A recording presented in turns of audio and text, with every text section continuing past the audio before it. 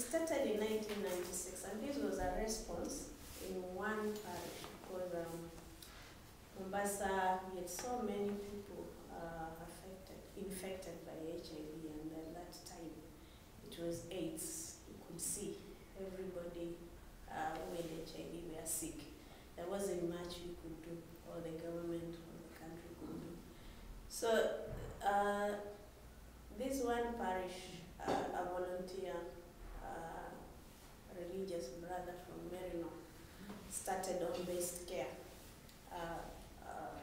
through mobilizing small Christian communities to volunteer in order to respond to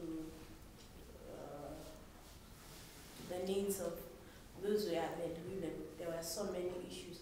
Apart from being bedridden, there was a lot of stigma.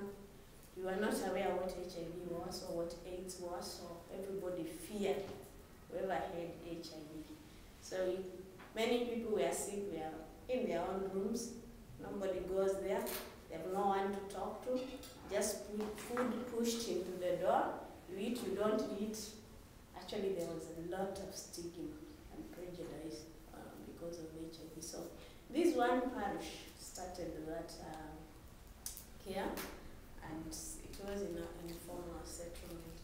Those who have been to Mombasa, just next to the airport, a place called Magongo. So that is Kenya. I just want to show you where we are. That's Kenya. And right now, we are saying the prevalence rate of HIV has gone down.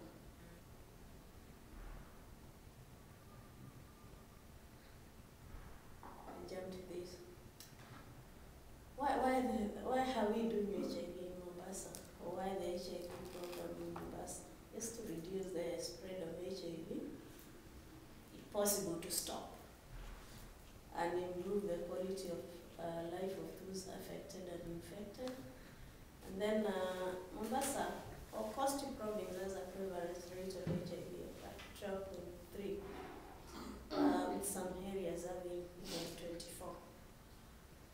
And then how do we do this? It's through communities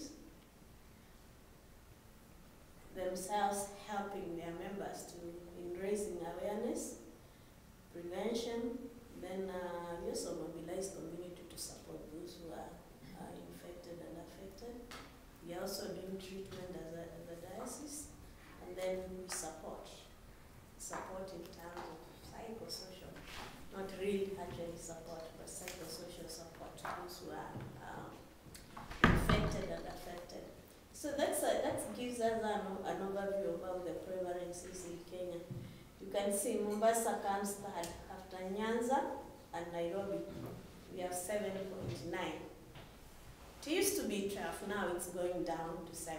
Something that behind scientific or anybody here who can work on the statistics. It's funny when you say prevalence rate is going down, that means many people are dying. And now we have antiretrovirals, many people are living with the virus, living with the virus. So when we say the prevalence rate is going down, it's normally politics, because we have many people actually healthy. So we have more people living with HIV than we had before. I think that I don't confuse you more. Then roughly, I put this up because this is a survey that was done in 1997. No, 2008, not 97, 2008. It was done 2007 and released 2008. We had a Kenya demographic health survey done in 2003. That's the green, the dark green, and then the KAIS report, Kenya AIDS Indicator Survey in 2007. When you look at the number of female infected, we are looking at new infections. The number of those living with the virus, the number of women currently is going higher. It's 9.2 in the country. Yeah, in the country. And then when you look at the male, it's 5.8. The numbers are going high. But the funny thing is, almost twice as much as women as men infected with HIV in the country. And then women in our country, women in many African countries are badly hit by HIV. And here comes in because when you read the KAI's report, you can see 40% of those living with HIV are discontent. Are couples who are discontent, 40% of those living with HIV. And when it is the men who are HIV negative, the moment they know they are negative and their wives are positive, they live the following hour. When it's the women, they stay, they take care of their men. So if it's the women who are HIV positive, they bear the burden because they are left behind with the children, the man goes away and normally marries after the other day. So when you have women or families with children as many as 3 who are living with HIV and themselves, so it's actually a big burden for such families.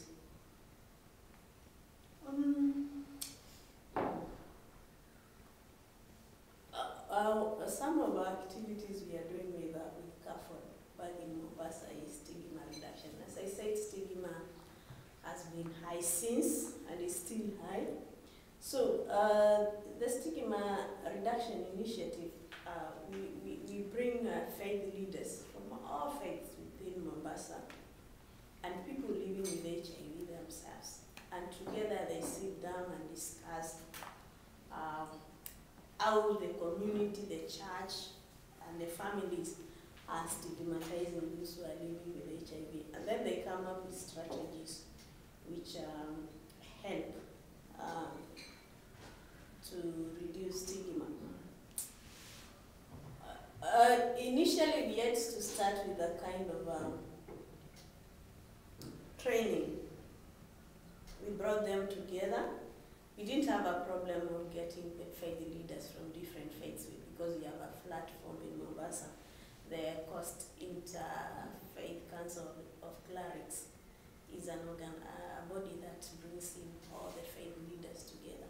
And then us, as a diocese, we have formed so many supporting groups for people living with HIV. Right from children, men, women, expectant mothers. So it was easy for us to bring them together. And it was good because we found out many times faith leaders actually are really stigmatized their faithful, and sometimes unknowingly. And since then, you know, HIV is looked at as an immoral disease. So we had that still in the church with our faith leaders. So this is the 2012. This is December 1st, World AIDS Day, and we have these are people living with HIV and faith leaders in a state, in a county event to commemorate World AIDS Day. So at least the district, because this is a pilot program, the district we started that, we are seeing a lot of fruits, especially faith leaders supporting those who are living with HIV, especially spiritually, because that was part of a journey in our psychosocial support that was left aside because faith leaders themselves didn't want to get involved.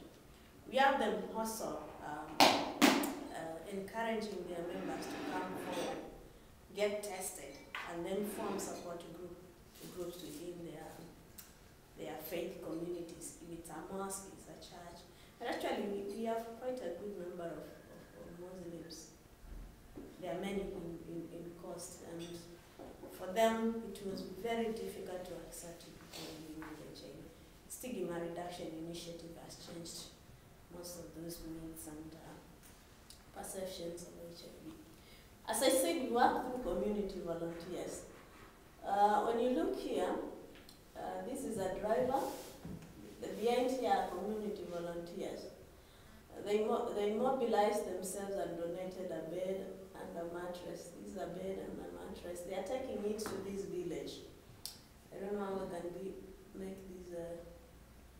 They are taking it to this village, and here is the house where this young girl stays. The girl is living with HIV together with the mother, and this is their house. It's a makeshift of cartons and polythene papers, and then sleeps on the floor.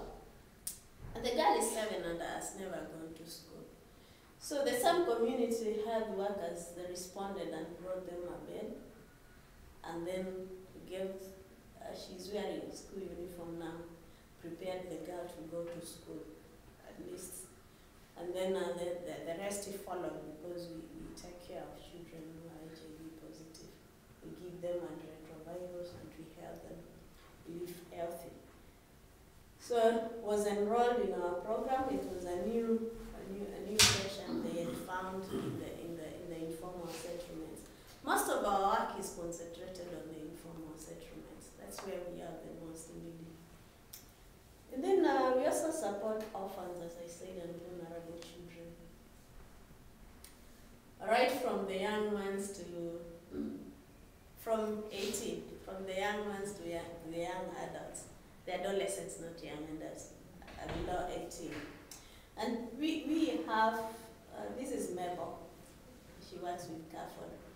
We have a program for young girls under 18 with children.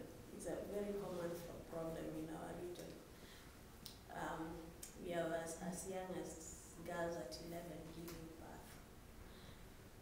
And the moment they give birth, they are really confused. They don't know where they belong. CAFOD helped us in 2007 to do a baseline survey on HIV, a CAF survey, knowledge, attitude, and practice on HIV. And we found out in one of the towns in Mombasa,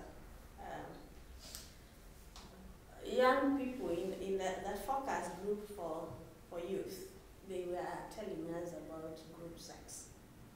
And for all of us who were conducting that survey, it was our first time to hear about group sex. And that brought us to the issue of getting to know there are so many young girls.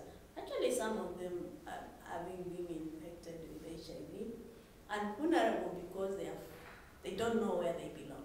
They are so young that to an extent they can't call themselves adults. They can't fit in their young whatever because they have children. So it becomes a problem. And in the culture of the coastal people, a child is your own burden. And you find even the girls when they are going to school, if they happen to, which they really do, you have to carry your baby on your back and go with them to the school. If you go to a college, you have to carry your baby with you. So CAFOD supported us to bring together these young girls and support them socially. Actually, to know that and to accept that they are still members of the community and they are valuable and they can bring a change in the community. So what do we do with them? After these are a life skills session with some mothers, these are elderly ladies, and these are young girls. So, and they have children. As you see, this one had to come with their baby. There's another photo somewhere, a grandma of a Maasai girl came with the twins to stay with them. But the thing behind it is after our psychosocial support, they give them a chance to select, to choose what they want to do in life. Some opt to go back to school. These are Muslim young girl. She's 16, but she has a 3-year-old daughter. So she went back to school. She's sitting for her Form 4 exams this year. And then there are some who opt to do vocational training. After they finish vocational training and we see that they are enthusiastic and they want to continue doing something for themselves and their baby, we give them startup